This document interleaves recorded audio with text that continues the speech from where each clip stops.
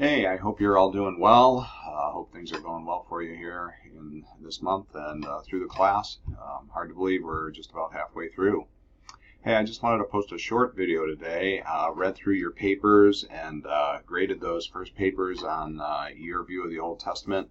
And just wanted to make some comments. I found many of the papers that you wrote shared either honestly or just some kind of frustration with the fact that this world of the Old Testament is new to you. You don't understand it. You don't get all the words. Oh, it's really, really hard to understand.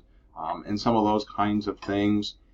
For some of you, it's like, oh, I heard about these things before, and I'm just kind of discovering how they fit. That's all good. And understand that most people who take the Old Testament class don't come with this whole idea of how it all fits together.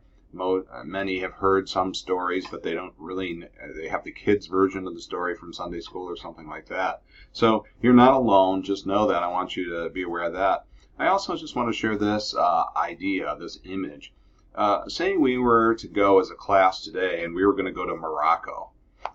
We're traveling in a country I'm assuming most of us have never been to. Maybe somebody in the class has been there. But if we go to Morocco and we start living our life in Morocco, like, oh my goodness, I just don't understand anything that's going on here. Oh, they speak a different language. It's a different culture. Oh, where's the bathroom? Where's the food? Where's all this kind of stuff?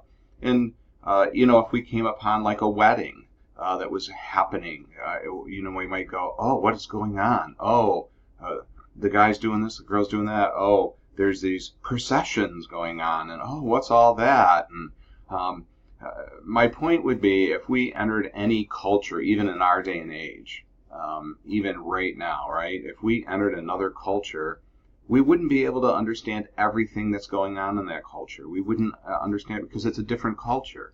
Now, because we're in the same time, there may be some more similarities, but it's still a different culture. We may not understand the language, we may not understand the words, but there would be an understanding that would come to us when we just observe. We would start to figure out who's going to the market. And maybe we don't know all the details of the ceremony of what's happening with the wedding, but we would figure out that, oh, a young couple is getting married. And, oh, this marriage is going to be the way that they fit into their society and as a family. And so there's always, with a different culture, things we understand and relate to and things we don't understand.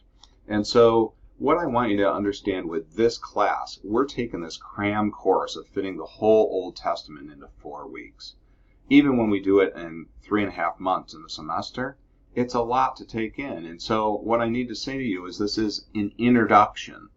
And so don't get caught up in the nitty-gritty details of, oh, what did it mean when the cherubim sat on the seraphim, and what did it mean when so-and-so did this, and we may not understand all those cultural ramifications. And rest assured, if you were to study the Bible and give yourself to study the Old Testament in detail, some of those questions could get answered for you.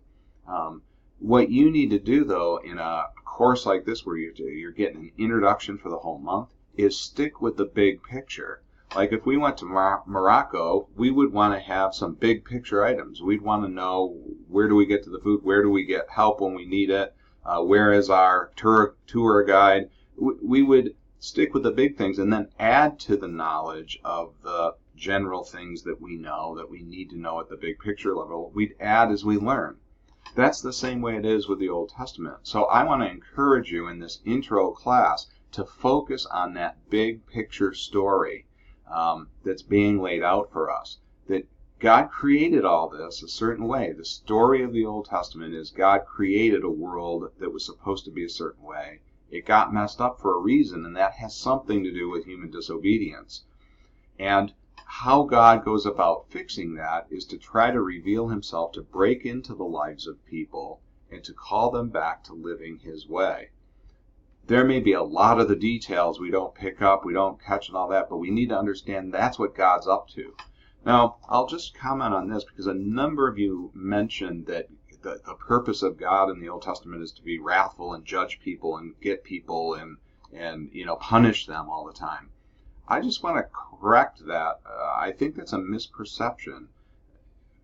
God's judgment and God's wrath and God being sad about sin is not about some God who's like wants everything his way, like a demanding, father or, president. He's not a dictator who just has to have things his way or the highway. Rather, the expression of his anger, his wrath, and judgment even is about bringing people back to see that they're not living his way. As a matter of fact, most of the judgment that happens in the Old Testament is God warning people, if you do these things, bad things will happen. And if you do these things, good things will happen. So it's a little bit like, doctors and our medical thing in America. If you smoke 12 packs of cigarettes a day, pretty sure thing you're going to get cancer.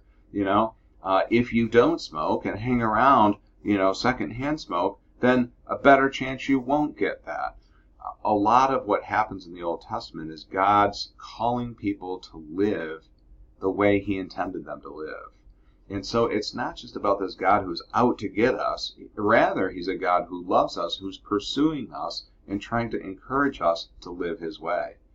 Even when judgment happens, and we'll see this more in the prophets, even when judgment happens, it's often to bring people back to an awareness of we're not living God's way. We want to live God's way so that we can live the way we're supposed to. Again, it's not living God's way just to be obedient to him because he must be obeyed. It's that God calls us to live a certain way because he made us this way. He knows how we work. And so the big picture of the story is a loving God who's trying to restore all things and all people to himself. And so look for those patterns throughout the Old Testament. Look for the big picture, because as you learn the culture, if you decide to study the Old Testament in more detail, you can get to those other questions, the detail things of what does it mean when an angel meets a person, and how does God speak through, a mule, or, there's all these detail things. And oftentimes when people talk about them, they get them out of context, they quote them out of context, they think things are literal that are meant to be figurative, or vice versa. They take things as figurative that are meant to be literal. Those are common things that we misunderstand a culture when it's new to us. So I just wanted to give you the short thing to say. Your papers were really good. It can give me a sense of where you're at. I hope that by the end of the course you have a little better understanding. But I want to encourage you to stick not in the fine minutia and questions about all these detail things, but keep in mind that the Bible is giving us a worldview. It's saying, look at the world this way. And if you look at it this way, then the solution to the problem is very different than looking at the world in other ways through other worldviews. So the question of whether we believe the worldview of the Bible is another question that we have to ask ourselves, right? But this is a story about a God who is like this, who did these things and who's doing these things to redeem it. So stick with that big picture story and look how all these pieces fit together, rather than get caught in the fine minutia. If it interests you and you're passionate about it, you can always study those things more detailed later. So I hope that's helpful. Keep up the good work, and keep up the good discussions online and stuff. And if you have any questions, feel free to write or contact me. Take care.